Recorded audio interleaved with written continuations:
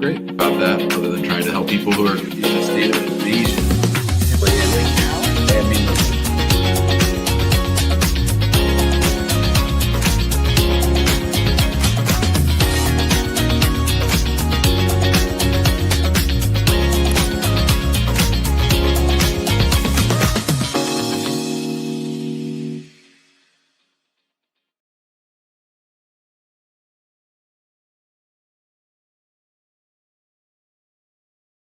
Welcome back to the Immigration Answers Show. My name is Jim Hacking.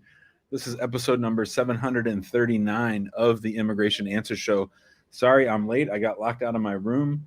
My key is back at the beach where my beautiful wife is, and so I wasn't able to get in the room right away. But here I am with you, ready to talk immigration to the United States for the next hour. How is everybody doing? Is it warm where you are, like where I'm at? I doubt it.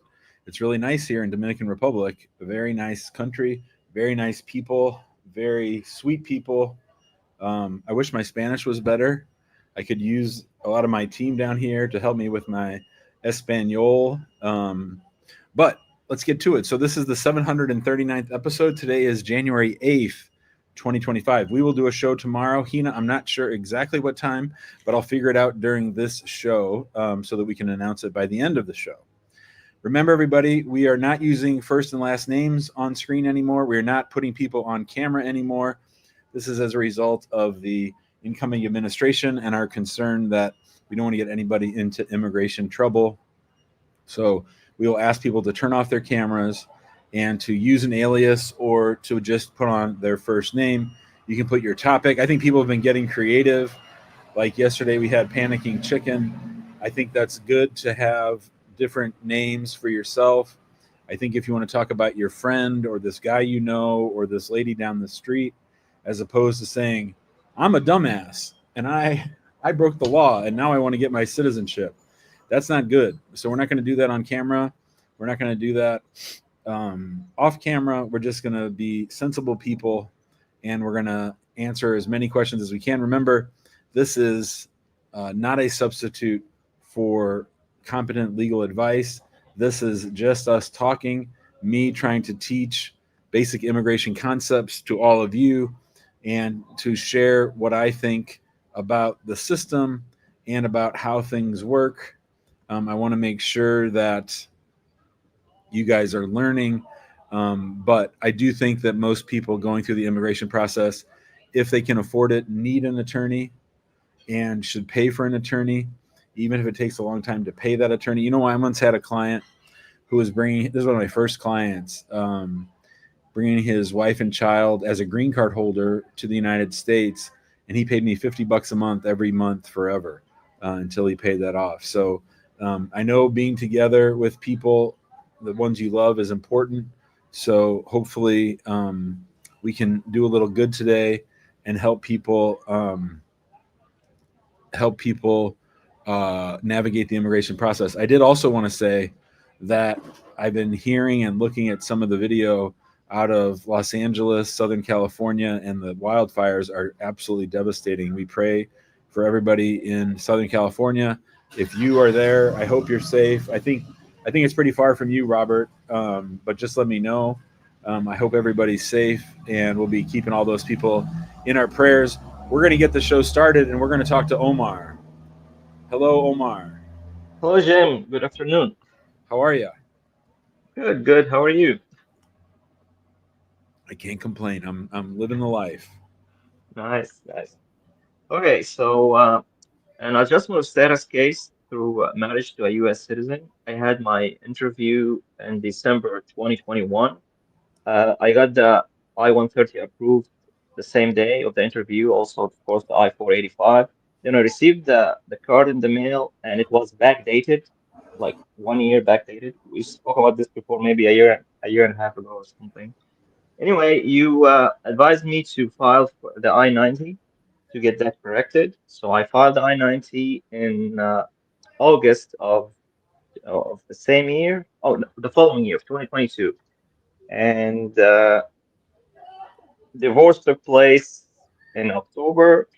So I filed for the I-751 in December of 2022. And in May of 2024, I received a decision for the I-90. This was a denial decision saying that you should have filed for I-751, even though it had already been on file for a long time.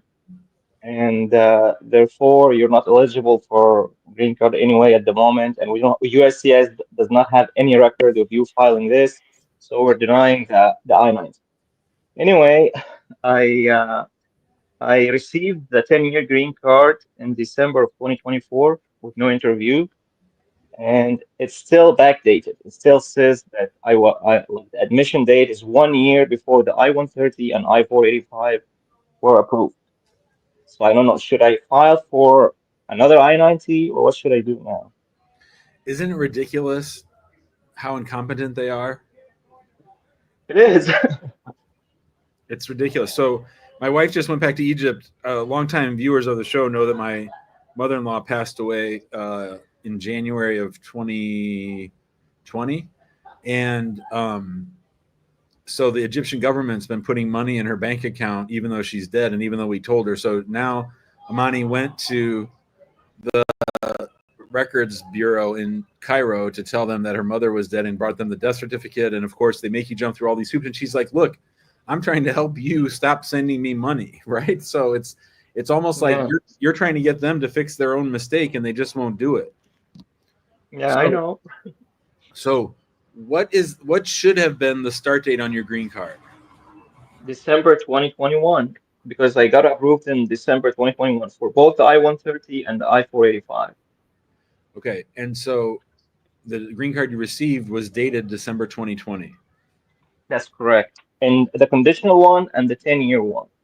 Right. And I-90 didn't. Let's put the I-90 to the side for a minute. Okay.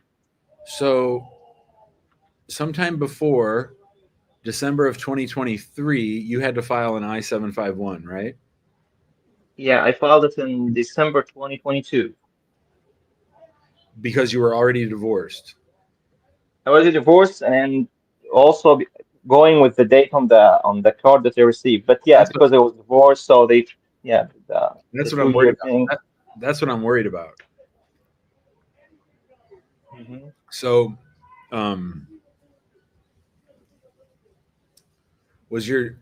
you filed for the good faith marriage exception that it was a real marriage, it just didn't last, and that you were divorced, and so therefore you could apply for your 751 early. That's correct. Yeah.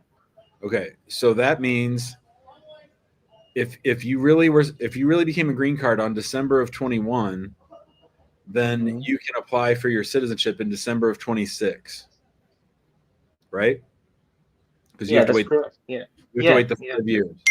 Yeah. I mean, I suppose you can bang your head on the wall again if you want to try and get them to correct the green card, but I don't know, man. It might just be more hassle than it's worth. You could try it. They'll probably deny it again. Really? But okay. I think the thing is, I think the more you do now, the less they'll have to argue. Like, let's say that you hadn't filed, you hadn't been divorced, and they approved your 751. Let's say you had still stayed married, and you had applied 1 year early just because you went with the date that was on the green card. I could see them, when you become a citizen, reopen your 751, take away the approval and deny it, and then say you can't become a citizen because you filed your 751 too early. So I think there's an outside chance they might try to pull that on you now. But I think you have good arguments. And I also think the more effort you make to point out to them how stupid they are, the more ammunition you and I would have if we need it, if they try to screw around with you at the time you become a citizen. Does that make sense? All right. Yeah.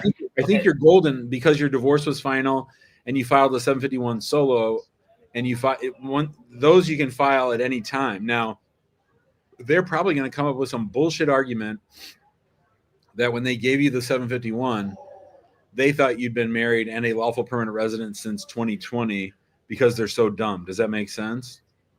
Yeah. Well, the thing is, like, I didn't have an interview. because if I had interviewed, I would have brought that to the officer at the interview and Yeah. got it sorted out. Right. But Yep. the I-751 was approved. I'm not complaining. I mean, it was approved without an interview, which was also good. But I didn't get to to go there because I tried calling them and everything, and just they don't know. Like they say like if you believe that there's something wrong, just file the I-90, which I already did, and Yeah. they I think didn't fix it. I think if you file another I-90, you become very sympathetic to anyone trying to claim that you did anything wrong when you go ahead and Yeah, apply for citizenship. I can just do it.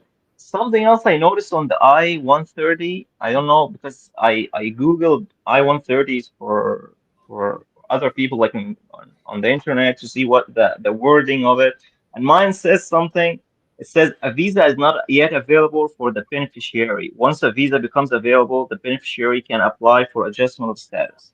The priority date on this petition was physically received by us. I don't know. Anyway, it just says the visa is not. I didn't find this wording for my type of case, like of any of the I-130s that I saw online. So I don't know if that's normal. Was your spouse a U.S. citizen?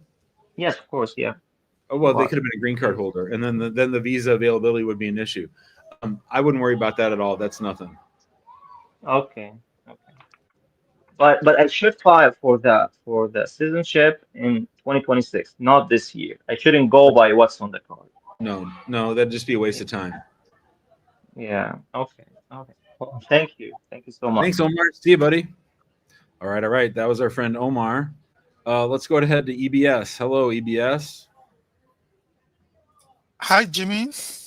How you doing? I'm good. Thank you for taking me. Sure. What's I up? have a friend. I'll call her Kathy.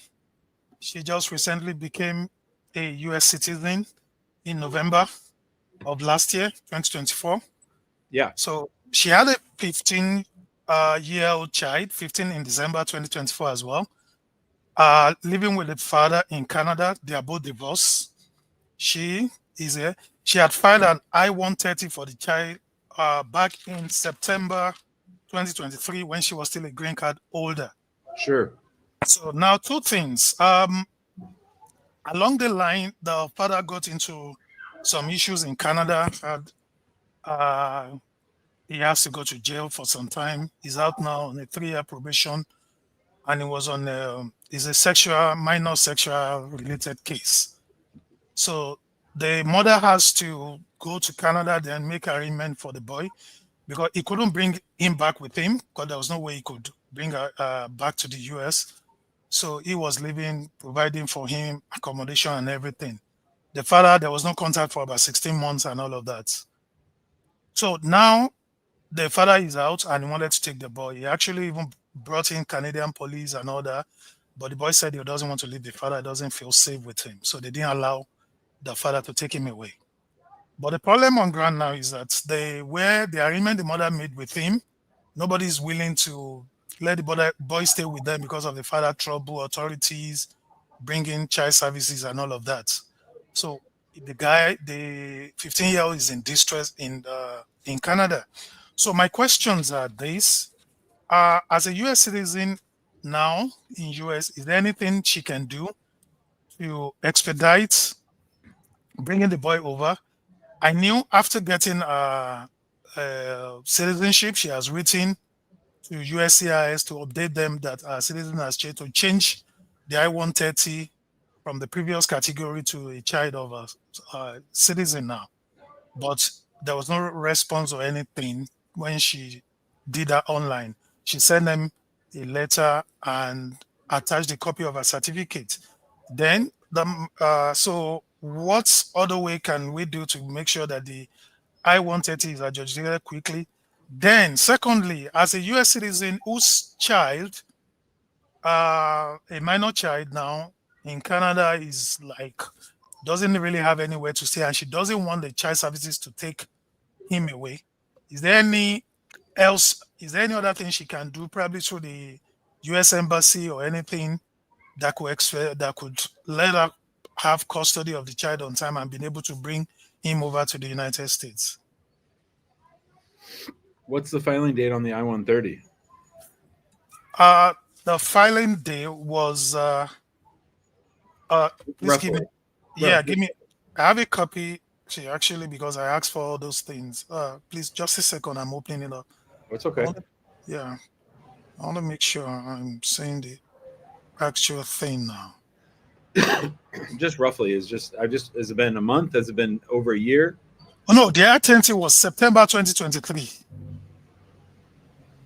But it's still pending at USCIS. Yes, it's still pending in USCIS. Yeah. Has the child ever been to visit the United States before? Yes, she has. She has been. He has been in United States before. He came in as a visitor then. Yeah, but then Does the mom have the legal authority to go into Canada? to go to Canada. Yeah, is she a Canadian citizen or anything? Can she go to Canada? Yeah, she was with him over Christmas and New Year's. Went there to spend the time with him. If I were her, I'd bring my son to the United States to visit, and then I would call Jim back at the office, not on here, to talk. I mean, if this were so are you telling me that the father went to jail for something related to sexually abusing a minor? Yes, sir. But not the boy we're talking about, I hope. No, not the boy, the father. No, I know. But he didn't abuse. Did he abuse the boy or did he abuse somebody else? No. It's somebody else, not the boy. Okay. So here's how I would say it. If I were the mom, I'd go to Canada and check on my son. I'd be worried about DFS, the family services, or my ex-husband, getting a hold of him. I would take him for a visit to the United States, and then I would talk to an immigration lawyer who knows what he's doing and go from there.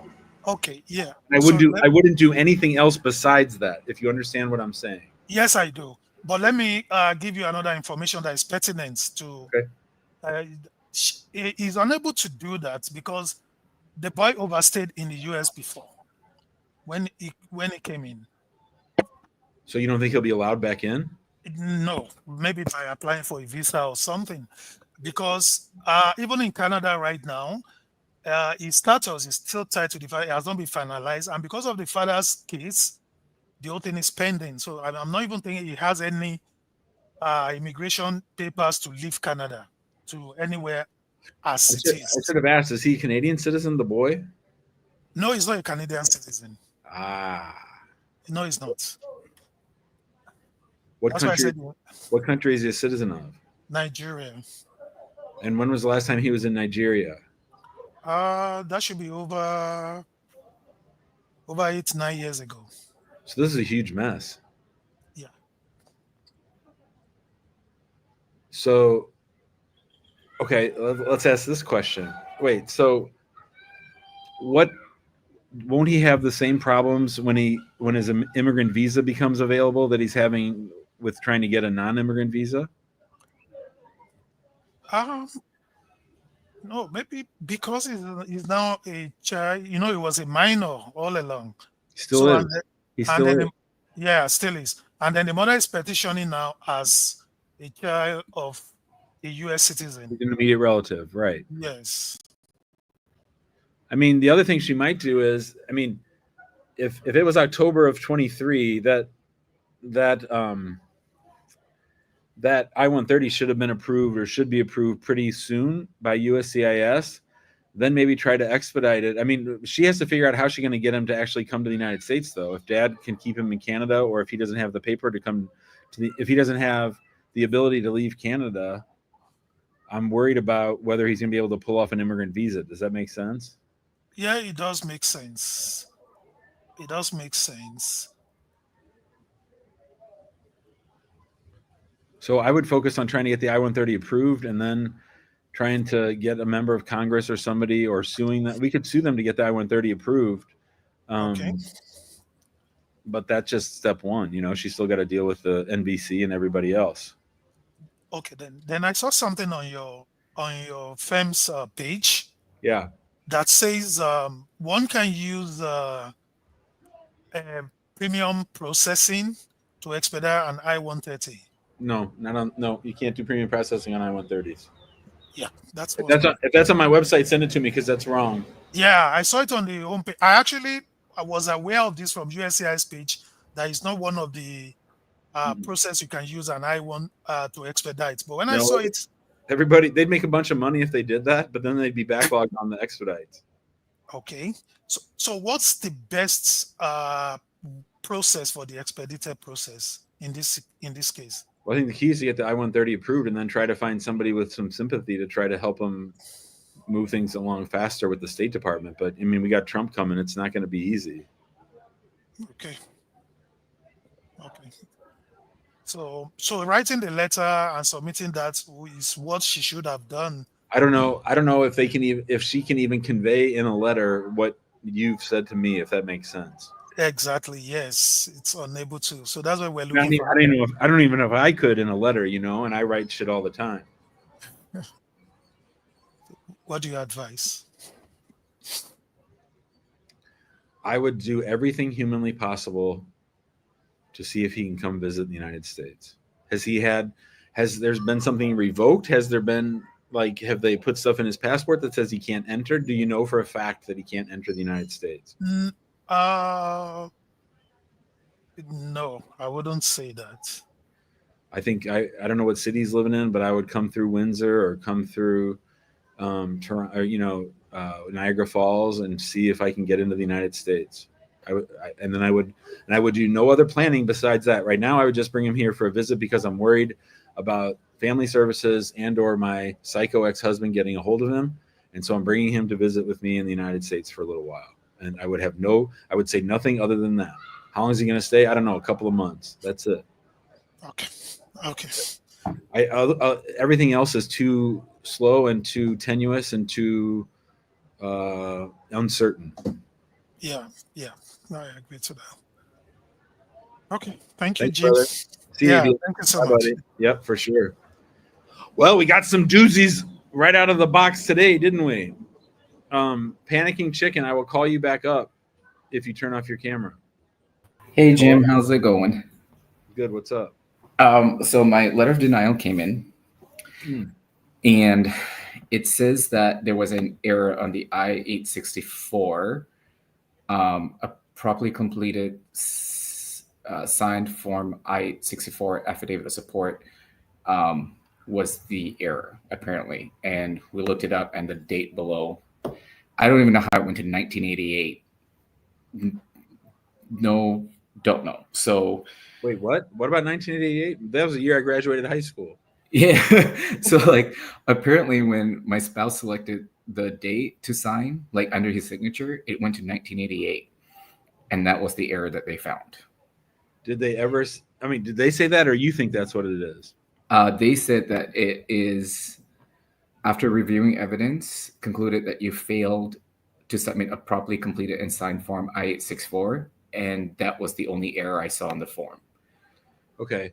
Did they ever send you a request for evidence or a notice of intent to deny?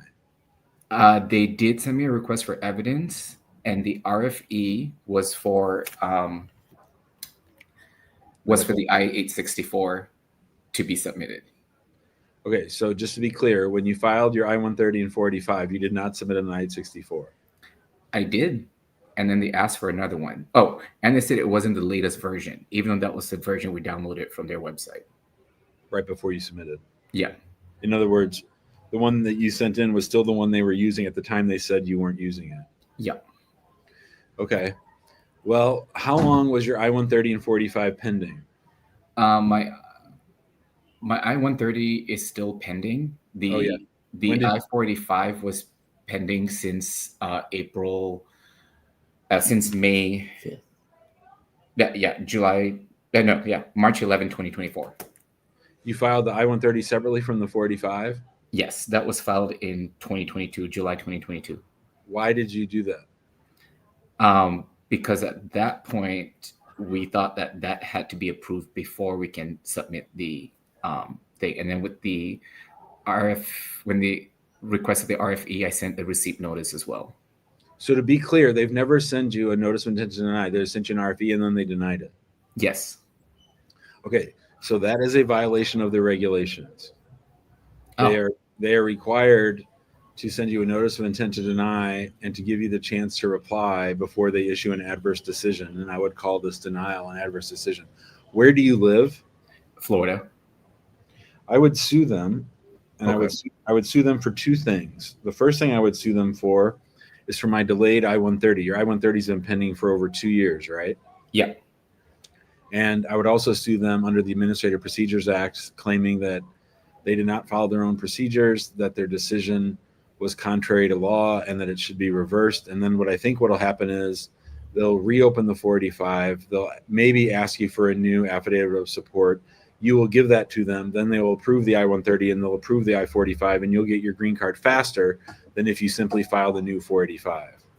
Okay, and that was going to be my secondary question. Like, should in the denial notice they stated that you may not appeal this decision, but on the second paragraph they said if you believe the denial of a form is in error, you may open an I-290B. Right. You don't want to do that because number one, that doesn't give you any status while it's pending. Number two, you would wait a year and a half for that to be adjudicated. I can get this thing reversed probably in about 3 or 4 months at the outside, at the long end. Okay. I've forwarded that document, the denial notice, my RFE and everything to your company already. Who'd you send it to? I sent it to Romel. Okay. He might have, Romel emailed me. I was at the beach. I haven't had a chance to look at it. I think it's probably sitting in my inbox, but I will check it out tonight. Okay. I'll get back to you tomorrow morning. Okay. So then in the meantime, is my work visa still valid if we sue them? We talked about that yesterday. Yes. We're just going to hold our breath and wait to see if Jim can fix this. That's what we're going to do. Okay. All right. All right. I'll talk to you tomorrow. Okay. See ya. Appreciate it. Thanks. Okay. Bye. All right. All right. That's a tricky question. If USCIS makes an error and erroneously denies your 485 when your 485 should have been approved, or at least you've had the opportunity to fix whatever it is, I think that if we're going to be in litigation, that working on an EAD is arguably correct. All right. Rabiatu, hello. Hi, Jim. Thank you for having me on the show. My own problem is, first of all, I have I-140 that was approved last year. I've been waiting. I-140. Did you say I-140? Yes, Mm-hmm. yes, that was approved last year. But something I noticed on the approval notice, it has a priority date of November 2022. What And employment category was it? it was I don't know what I think it's EB3, the skilled because I'm a nurse, so it's the skilled worker one. Okay. Yes, And so that was approved. The priority date is tied to the perm approval. I'm sorry, say that again. Are you wondering? Well, you go ahead and ask me your question, and then I'll answer. Yes, yes. So the thing is, I'm a little confused about the priority date being even though it was the I-140 was approved sometime early last year, but then the priority date showed November 2022. So my lawyer is saying we're waiting for my priority date to come current. I just need a little explanation on what that exactly means. That's my first question. When was the I-140 filed? It was filed June of 2023. And your listed priority date is 2022? Yes, yes. Yeah, so that comes from the perm application that the employer would have filed to certify that the job is one that's worthy of a green card. That's why it's earlier than your I-140 date. Okay, so what is the implication of that? I don't understand. Oh, hold on. Are you a nurse? Yes, I'm a nurse. Oh, I didn't hear that you said you were a nurse. I'm sorry. Nurse Laura just pointed that out. Laura, I have no idea about nurses' green cards. We don't handle those. I farm those all out. So I'm not an expert on this. What are you trying to figure out fundamentally? Why is this important? Okay, so that's one of my questions. I just want to understand how this process works, because if I have the I-140 approved sometime early, I think around May of last year, and then the priority date was November 2022. I'm wondering, how does that work? The priority date was, past the time. To me, the way I understand it, I don't know. That's why I want some clarification on that. So the first priority date, the first chart generally is when you can file for the 485. The second one is when they can actually give you the green card. That's why there's the initial filing date and the final action date. Okay. So I'll tell you what, if you want to email me, I can email you my friend. That's all she does is nurses and doctors. Okay. Okay, that'll be great. And then my next question is, at some point I filed for asylum, and now I have a pending asylum EAD, but my status is still F1. So can I use the pending asylum EAD to work? So when did you enter the United States? 2015. And March what kind 2015. you're on an F1? Yes. And as we sit here today, you're still on an I-20, you're still on an F1? Yes, I got my nursing license. I mean, I went to school here, got my nursing license. I just completed my master's. I'm still on F1. And so there hasn't been a break or anything? No. And then somewhere in there you applied for asylum? Yes, last year.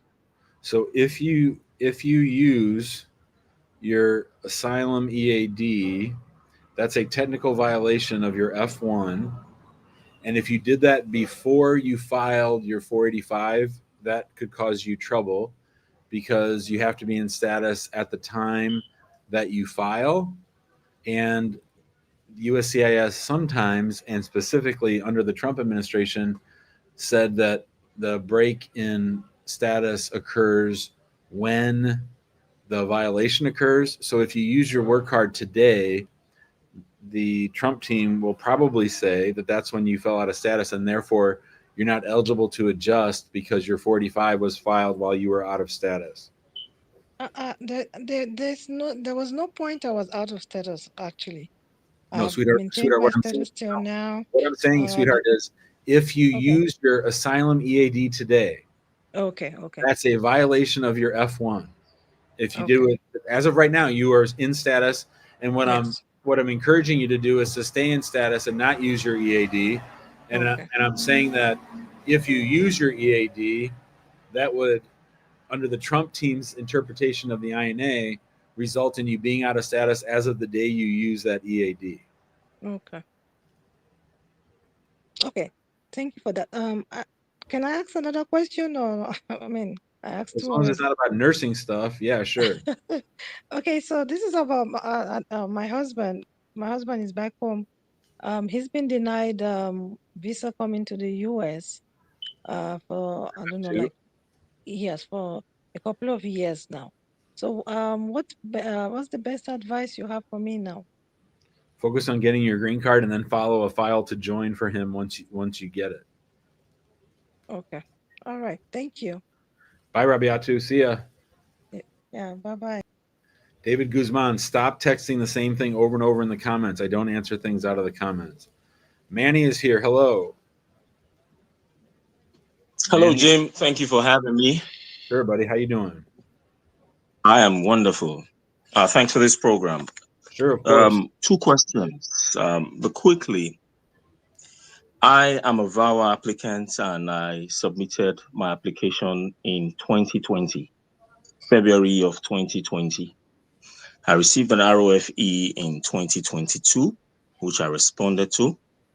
And since then, what they asked for? They asked for, when I first applied, my attorney then didn't attach any documents. So the ROFE requested for, first of all, that the form was not completely filled by the attorney that I used, was not completely filled. Let's back up. Let's go back further. Tell me about when you came to the United States. What kind of a visa did you have? On a visitor visa. What was the purpose of your visit? It was my third visit to the United States, and I had decided to move over. No, that's not true. You did not decide to move over. Don't ever say that to anybody. You were coming on your third visit. What was the purpose of Yes, your visit? tourism. And did you do tourism when you entered the United States for the third time on your visit visa? Yes, I did. What country are you from? I'm Nigerian. When did you enter? When did you enter, and when were you supposed to leave? I entered in December of 2016, and I was supposed to leave in May of 2017. And did you leave in May of 2017? No, I did not. Did you file for any immigration benefit before May of 2017? Not before then, because I got married later after May. I got married in October of 2017, and that's when I decided to stay. Okay, so number one, you're from Nigeria. Number two, you filed for an immigration benefit through marriage while you were out of status. Okay, so those are Correct. two things that make them scrutinize your case extra hard. Do you understand that? Got it. How far did the marriage case go? Did your spouse file for you? Yes, she filed, and then she withdrew. What were the circumstances of her withdrawing the application? She just started trying to get me in trouble. We got married. We have a child together. And suddenly I realized that we're living together. I realized that she was desperately trying to get rid of me so she can take care of the child alone without me in the space. In hindsight, this is why I'm saying this. At that time, I didn't know. Okay, so roughly when did you guys file for the green card, and how long was it on file? So we filed for the green card in March of 2018. Okay, and did you have an interview or no? In November of 2018, I had an interview. Did At they that separate you? time, she was pregnant, but she refused to present any of the documents indicating she was pregnant to the interview. She refused. Okay, so what field office conducted the interview? Baltimore. And did they separate you? No, they did not. Okay, so you guys were together the whole time. How'd the interview go? The interview went well. We had our attorney there as well. And you said that, I mean, how does one person get to decide for the couple what documents are submitted and what aren't? That doesn't make sense to me.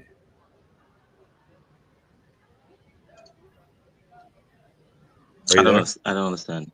Yes, Yeah, I am. You said that she refused to submit evidence that she was married or pregnant. Yes. Right?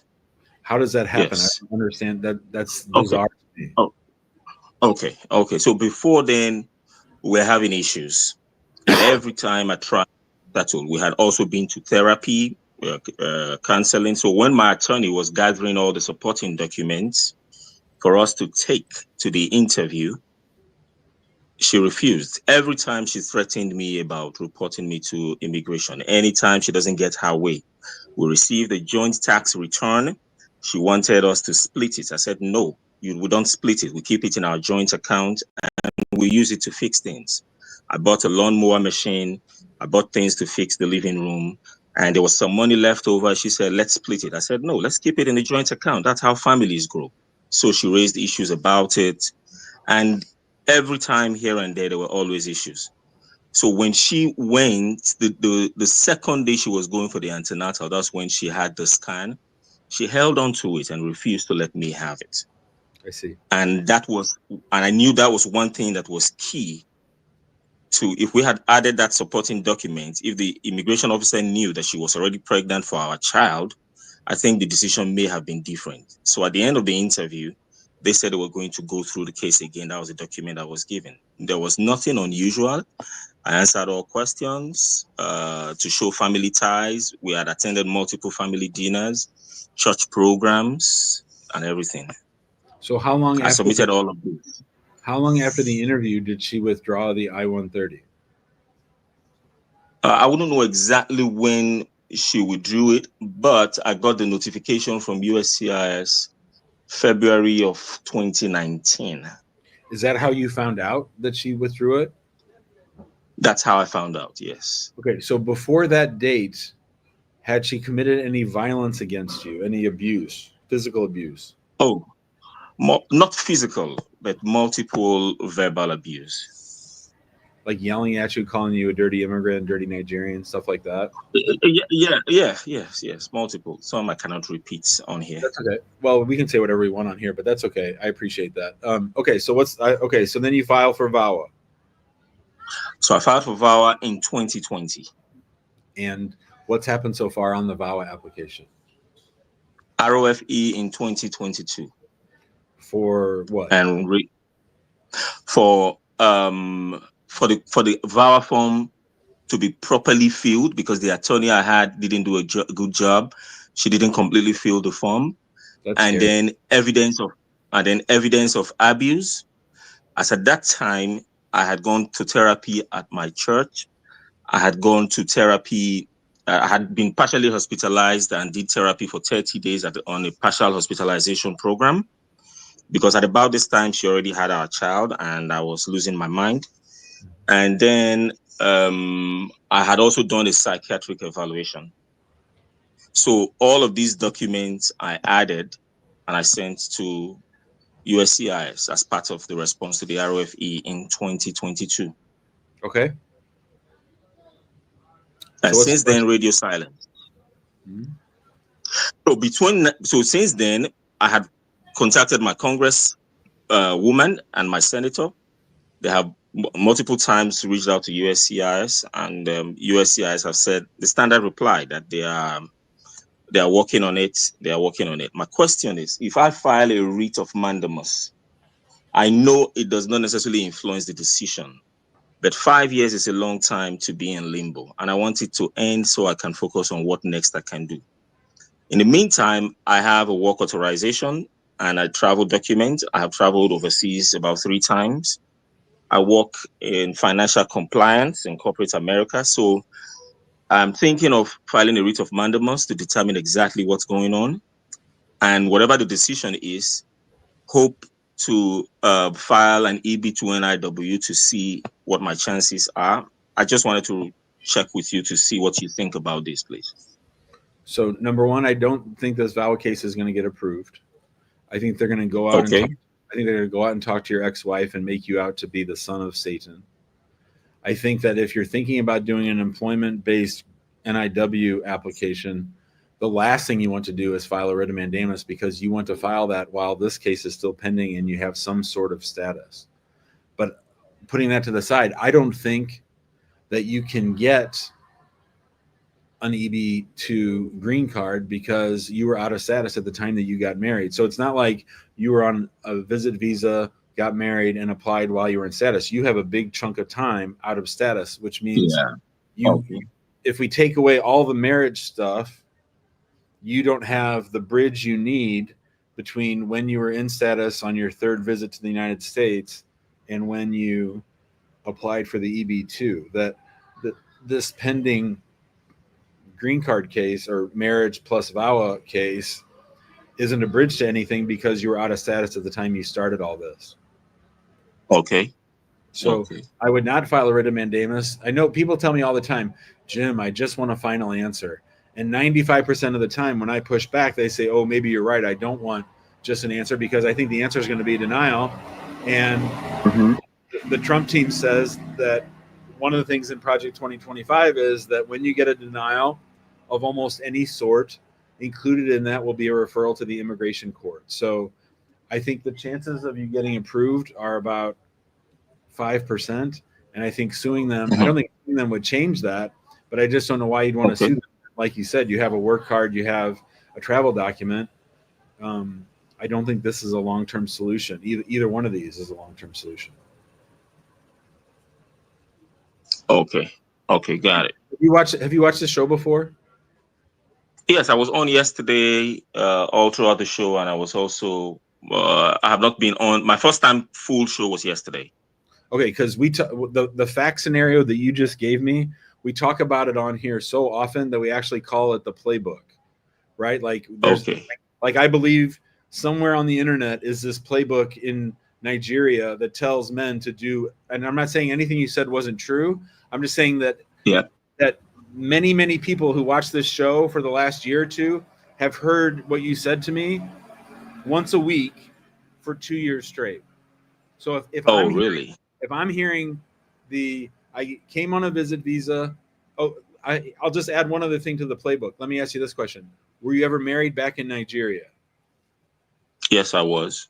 And so the other part of the playbook that we haven't heard about in your case that we often hear is, I was married when I got my visit visa. I got divorced before I got on the plane, or I got divorced after I got my visa, or I got divorced when I got to the United States. All those things so the Nigerian playbook is, go to the embassy in Nigeria, tell them that you want to visit, tell them, of course, I'm going to come back because I have a spouse. Then at some point before that, I divorce that person. I overstay my visa, marry a U.S. citizen. I file an I-130. She gets sick of me. She withdraws the I-130, and I then file a VAWA case. Like literally, if you go back and watch the last 2 years worth of shows once a week, my brother, I swear to God. So if I'm hearing that all the time, then I know USCIS is hearing it a lot more than me. Yeah. I got divorced before I got my U.S. visa anyway. Yeah. Okay, good. Thanks, man. Good luck. Yeah. All right, Jim. Thank you for your time. You got it. All right. That was Manny. Hope things work out for him. Kilky, if you turn off your camera, or Kiki, I will pull you up. Hi, Kiki. Hello, Jim. Thank you for having me in the show. I'm a big fan. Thanks for coming on. Yeah, so I have a question about a friend of mine. Her name is Emily, and the husband is Sam. Emily and Sam, yes. So Sam has a green card, and Emily is an international student. But then Sam applied for citizenship for the second time, and he has an appointment on the 20th of February. Before he got that interview notice, he planned to travel back in Kenya, where he is from, and he comes back on the 13th of February. Would that be a problem? No, it shouldn't be a problem. Every now and then, one of the few times I've ever shown up at an interview out of town, which was in Holtsville, New York, Long Island, my client sort of unexpectedly went to Pakistan and came back right before the interview. Sometimes that freaks out the officer a little bit because they feel like they can't check with CBP on the matter of the exit and the entry. But I think that if they're back a week ahead of time and it's Kenya, not Pakistan, it should be okay. At the very least, they would just postpone the interview while they'll say the file's not here yet. What field office is it? It's in Spokane. Oh, Washington. Yeah. Here's what I'll say. Mm-hmm. If he really wants his interview to go ahead, then I would cancel the trip. Do I think there's a chance of it causing a delay? Maybe 25%, 20%. Okay. Thank you, Jim. I also have another question in regard to his first time he applied for citizenship. Yeah, what happened? Yes, so he received an attempt to deny, and he responded to it. They questioned him about, I think it was an attempt theft. He never went to jail or anything like that, but he only paid for a fine of $500. And also in the final denial notice, they didn't tell him anything about that, but they because he moved here from Texas, like after applying for citizenship, then they said that he didn't meet the 3-month rule, the 90 days, I guess, rules. So that was in the final denial notice. So the question is, would they bring that as an issue because, or are we assuming that was settled? That's why they only stated the 90-day issue on the final denial notice. I guess my question is, now he's lived in the same place for more than 90 days. So we're okay. That Yes. thing's out the door, right? Yes. So you don't need to worry about that anymore. That's over. Yes. When was he completely done with anything related to the crime? 2020. 2020. Is he Yeah. applying on the 3-year rule or the 5-year rule? The 5-year. So they have a 5-year look back. So 2020, they can deny him again if they think it was bad moral character. Oh, I see. But in the denial notice, they never said that was an issue anymore. Because they figured out an easier way to deny him, which is that he didn't live there 90 days. This case might be headed to one more denial, and then he'll just reapply one more time. Oh yeah, I see what you're saying. I understand that. I mean, I try to tell people all the time about criminal stuff. So in our office, except maybe with one DUI, other than that, we ask, when were you completely done? Like the court case was over, probation was over, fine payment was over, plus 5 years or plus 3 years. And then we wait till then to apply. Yeah. Yeah, I understand that. And he submitted the original document about the case in the first time he applied. Do they keep records of that, or he'll need to submit them again? He'll need to submit it again. Okay. And another thing, if he's done with the citizenship and Emily has a daughter, could they always a citizen always apply for adjustment of status for a daughter without the mother, because the mother has a job back in Kenya?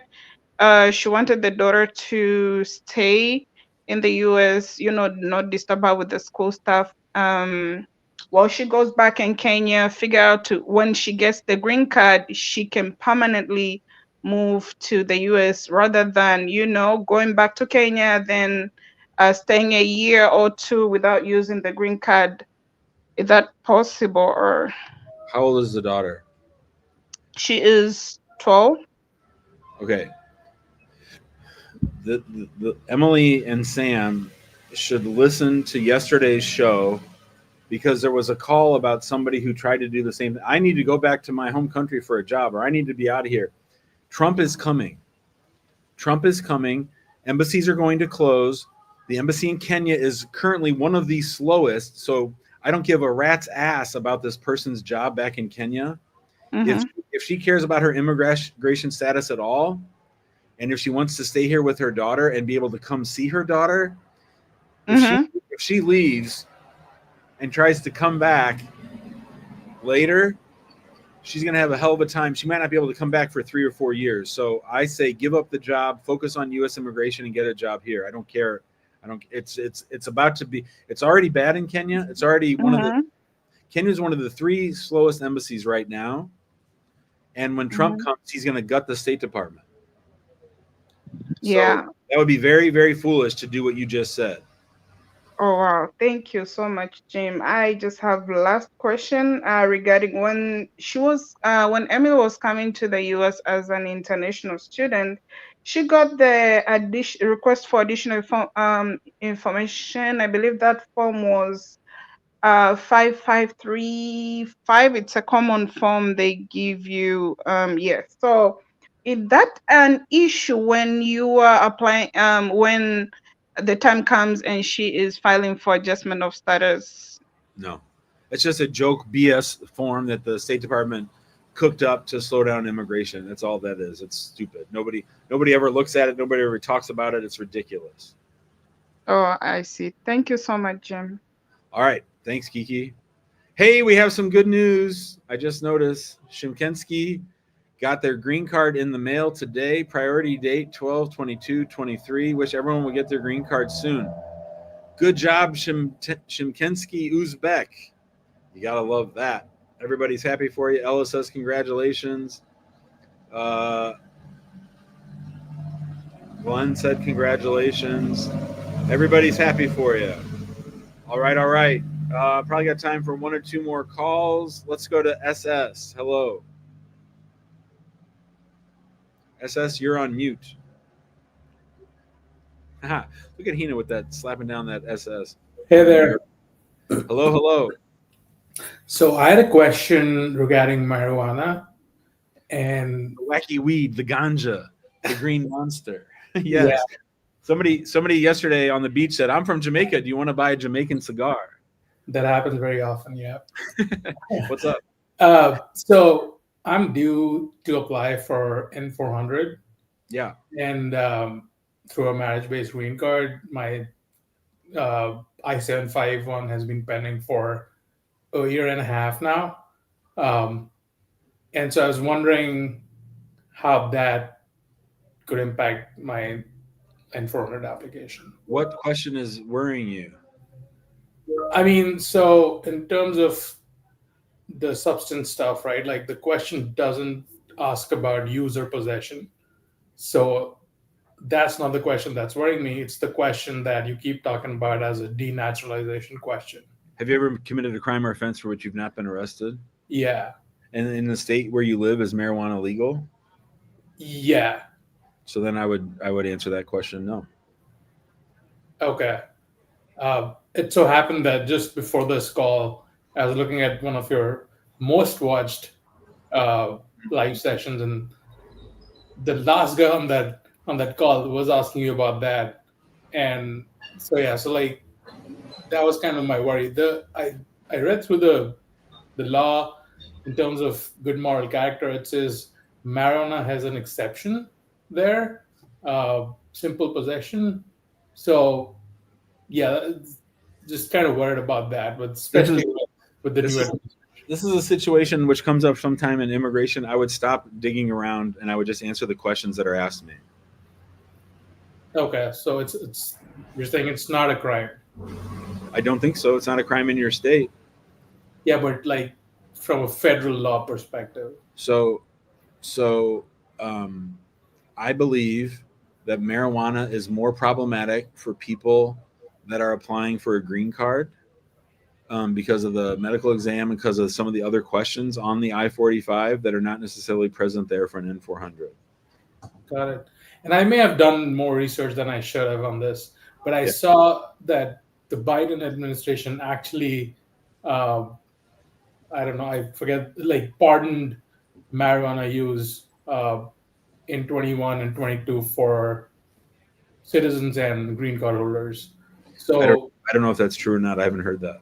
no, I mean I saw that it's on the website, and so it does pardon that, but like obviously that question still talks about any commission of any crime, and even if you've been pardoned. So like it's kind of confusing.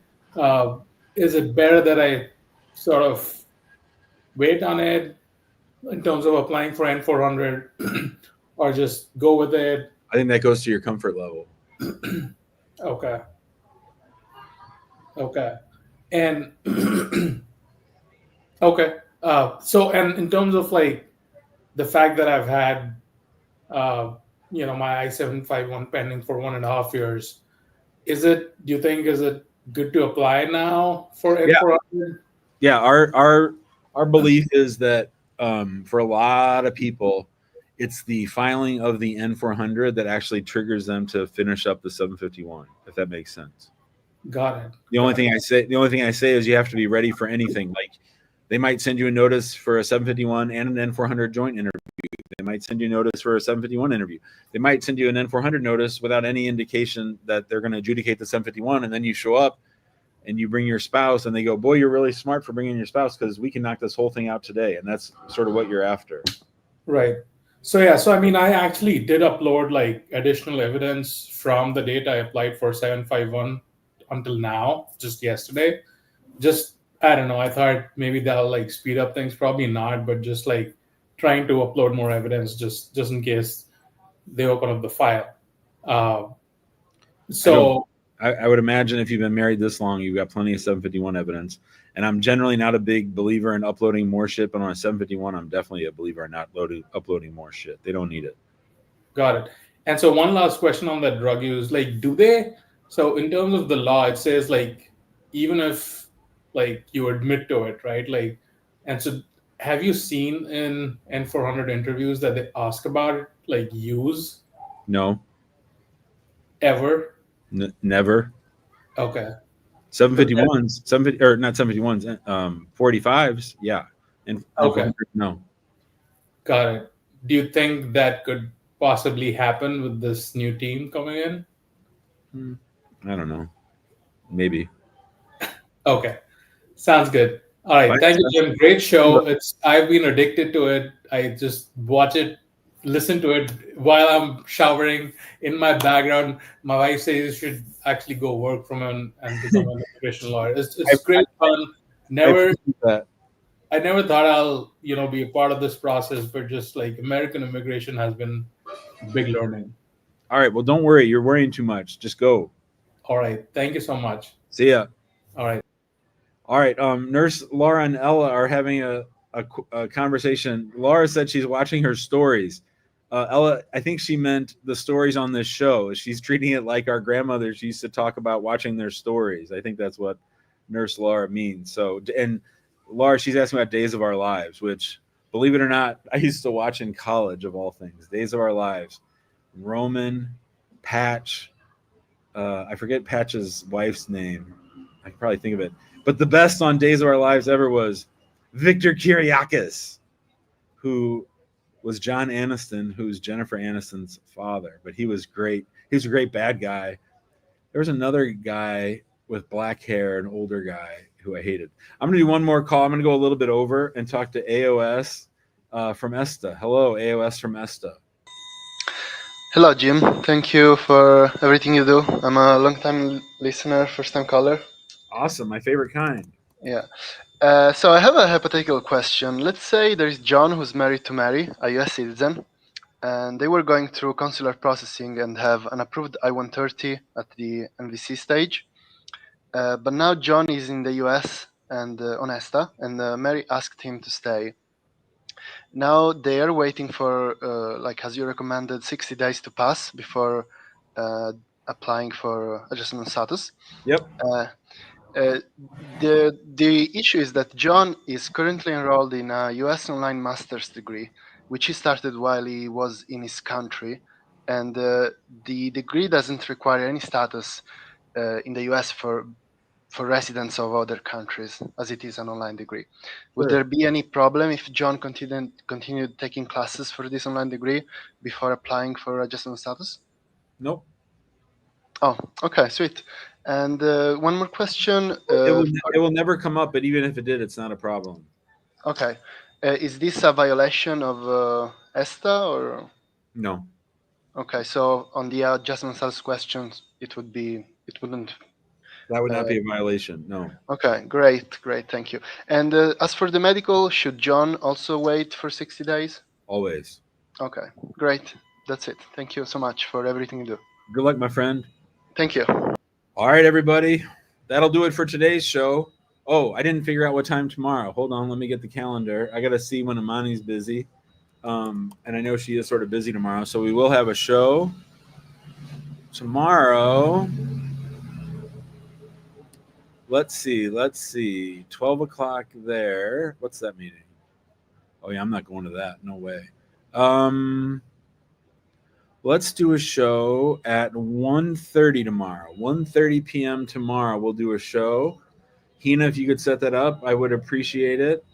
Oh, look at her. Wow, damn. Hina's moving fast. Tomorrow's show, January 9th at 1:30. That'll be our last show from the Dominican Republic. Although I might do one at the airport. Yeah, in Atlanta. I'll do one at the airport in Atlanta because I got a big old layover in Atlanta. Oh, hey, I want to talk to you guys about something before I go. I know we've talked for a long time. I want to do a show laying down in the cabana, Tony. That's exactly what I want to do. Yeah, 1:30 Central, Marcel. I'm thinking that in 2024, I'm going to start doing meetups when I go to different towns. Start doing meetups. We'll just all get together, have some appetizers. I'll find some restaurant to meet at, and we're going to start meeting people. And my goal is sometime this year to hang out with the Yardies. Tony loves the airport lounge shows, especially when I think Tony's favorite is when I think that my plane's taking off and I'm not packed up yet. That was at one time where I had to run for it. I think I left the show going while I ran for it. Tony thought that was the funniest thing. Tony's also still holding out hope for belly dancers on the thing. But yeah, so we're going to try to do some meetups this year. I'm going to Vermont in January. I don't think we have any viewers in Vermont. Yeah, 2025. Thank you, Alejandra. I know I'm going to, where am I going this year? I'm going to Utah. I know I'm going, of course, to San Diego. I really need to go to Austin to go see our friend Lewis. That would be good. Maybe I'll see Alejandra in Chicago. I'm going to try to start seeing you guys when I'm out and about. And I think that would be fun. I'm not going to LA when the whole damn town's burning, Marcel. Everyone keeps asking me about the Riley Blake law. I don't even know what this is. I'll look it up. That was what that guy kept posting about. I don't know what that is, but I'll check it out. I guess it's some kid probably that got hurt and they named a law after him. Yeah, we'll go see Hina in DC for sure. Hina, I'll be up in DC, you know that. And of course, old Yusuf's graduating in Charlottesville. Probably don't have a big audience there. Where are cities that we have the most people that watch? I think that's a good question. We should start a map. If I had to guess where our most viewers are, probably New York City, which makes sense. I don't know. Maybe I could do a YouTube analytics and check it out. I'm going to be in Utah a bunch, so I'm here in Dominican Republic because I'm going to one up the lots from Virginia. That's true. I'm going to one up the YouTube channel. That's what I'm working on this year, is taking our YouTube game to the next level. And so my coach, who's teaching me about that, he lives in St. George or somewhere in Utah. So I'll be in Utah 2 or 3 times. I'd really like to come to Seattle, Laura. I want to see the Mariners at Safeco. I'd really like to see that. But anyway, we'll develop that as it comes. And I'd really like to go see the Yardies. That would be the best, most fun of all. Like if we just had a meetup for whoever wants to come to Jamaica, that would be fun. Anyway, we'll talk about that stuff later. I hope you all have a great night, and we'll be back tomorrow at 1:30 p.m. Central Time. Bye, guys.